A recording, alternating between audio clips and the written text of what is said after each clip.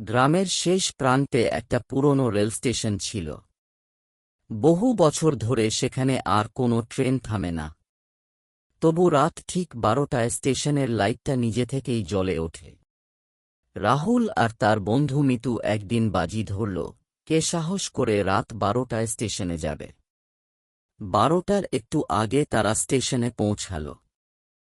চারপাশে নিস্তব্ধতা, শুধু ঝিঁঝিঁ পোকার ডাক। হঠাৎ ক্লিক, লাইট জ্বলে উঠল।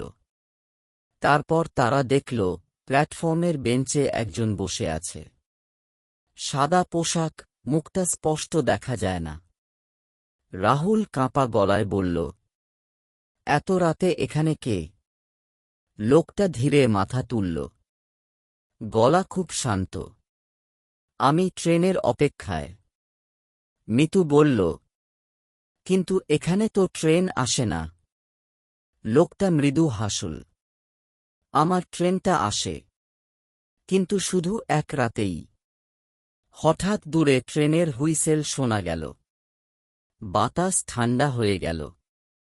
চোখের পলকে আলো নিভে গেল, আর লোকটা উধাও। পরদিন সকালে গ্রামবাসীরা বলল, এই স্টেশনে বহু বছর আগে এক যাত্রী ট্রেনের অপেক্ষায় মারা গিয়েছিল। সেই থেকে প্রতি পূর্ণিমায় সে এখনো ট্রেনের অপেক্ষা করে।